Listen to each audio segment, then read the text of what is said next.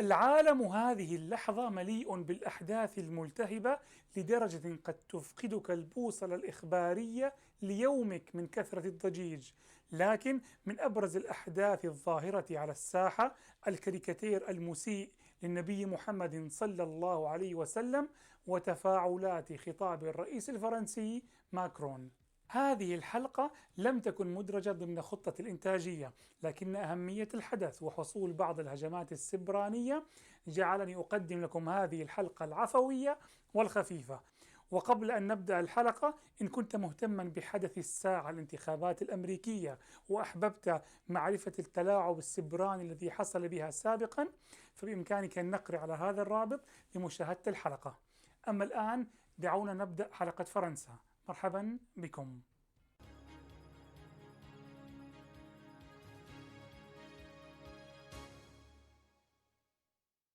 يقول بعض المحللين إن فرنسا استبدلت دينها الكاثوليكي القديم بدين مقدس جديد اسمه العلمانية. والعلمانية في فرنسا تعتبر من العلمانيات المتطرفة عكس العلمانيات المتسامحة والمرنة مثل المملكة المتحدة مثلا.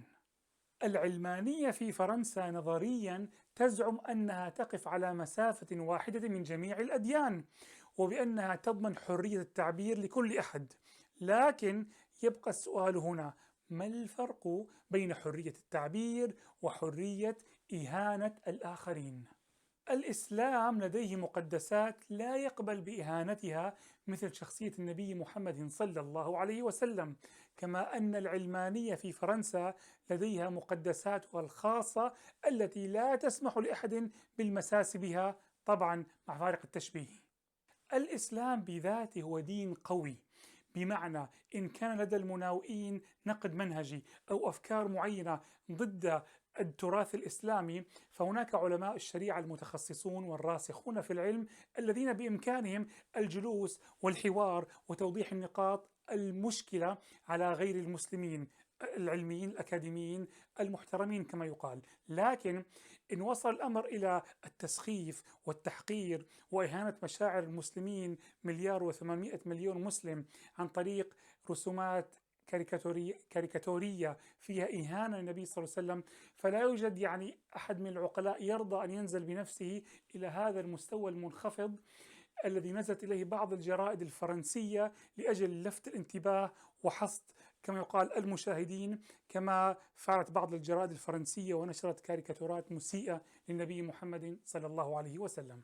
يقول البابا فرانسيس: حرية التعبير لا تعني حرية إهانة مقدسات الآخرين وإهانة مشاعرهم.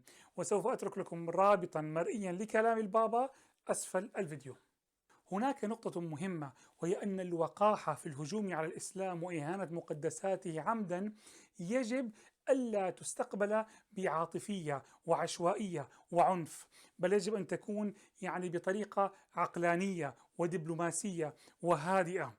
على سيرة العنف، يجب أن نكون واضحين هنا أنه لا يوجد أي دين أو معتقد لا أرضي ولا سماوي يقبل أو يوافق على مهاجمة أي مدنيين، ولا يمكن تبريره بأي شيء من الأشياء أو بأي وسيلة من الوسائل.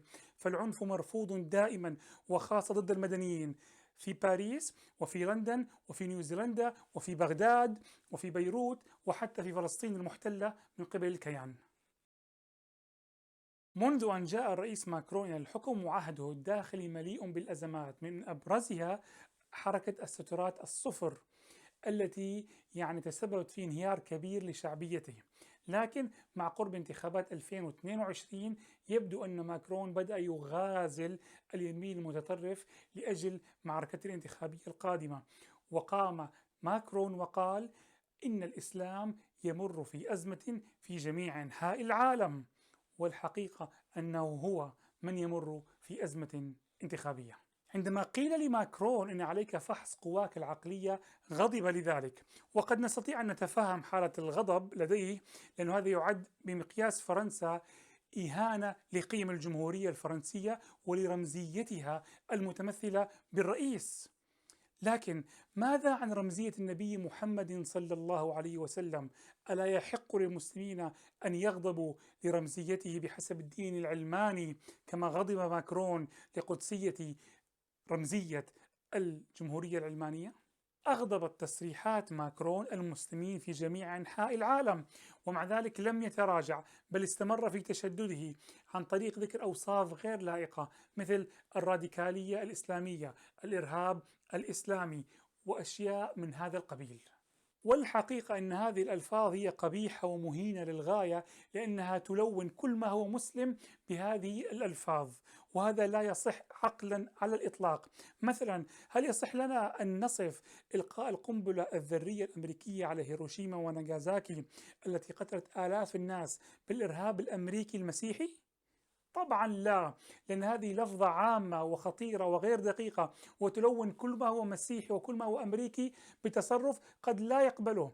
بل أنا أجزم أن الغالبية من الأمريكيين والمسيحيين لا يرضوا أو لم يرضوا بهذا العمل العنف أو العمل الإرهابي، إنها فقط أعمال سياسية مسيسة من الحكومات.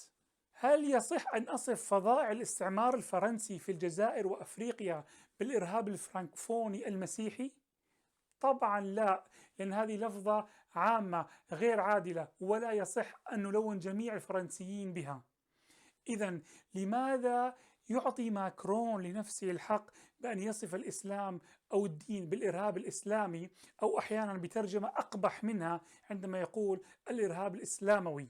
استفزت تصريحات ماكرون المسلمين في جميع أنحاء العالم، وحصل أن بعض الدول الإسلامية قد أعربت عن غضبها الدبلوماسي ضد هذا الأمر، وكان الشارع المسلم بشكل عام يغلي ضد هذه التصريحات والإهانات المتعمدة. فحصل أن تنادى بعض المخترقين المسلمين ونادوا بأنفسهم لعمل هجمات سبرانية على بعض المواقع الفرنسية ثأرا لنبي الإسلام محمد صلى الله عليه وسلم.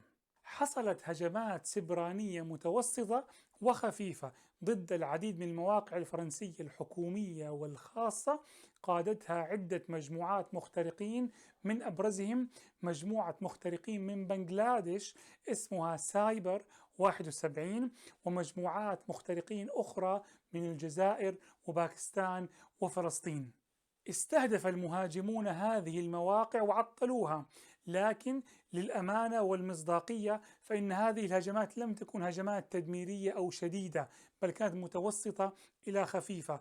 تم الدخول فيها المواقع وتغيير واجهة الموقع، وكما يقال وضعوا فيها رسائل ضد تصريحات ماكرون، ووضعوا صورا معينة لماكرون، وأيضا أناشيد كما يقال خلفية، وهم يقولون لا تعبثوا بمقدسات المسلمين.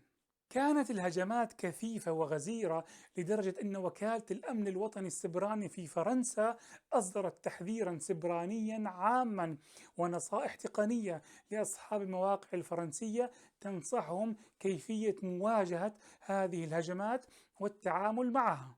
استمر سيل الهجمات، وازداد الأمر كما يقال، وزادت شكوك الفرنسيين لدرجة أن المدعي العام في باريس فتح تحقيقا ليحقق في كون هذه الهجمات السبرانية، وهل هي هجمات عادية عشوائية أو أنها منظمة خلفها دولة ما، ولا يزال التحقيق جاريا. لا يعتقد أن هذه الهجمات قد حصلت برعاية ودعم من حكومة ما، بل هي في الغالب هجمات سبرانية شعبية عفوية قام بها مخترقون مسلمون ونسقوا فيما بينهم ردا على إصرار الرئيس ماكرون وتعنته ضد رموز الإسلام والمسلمين. هل يكون المجال السبراني مجالا جديدا تستخدمه الشعوب لتوصل رسالتها ولتعبر فيه عن غضبها؟ وما رأيكم؟ وهل يحق لهم أن يفعلوا ذلك؟ وهل هناك أي تبعات قانونية ضد هذه الأعمال؟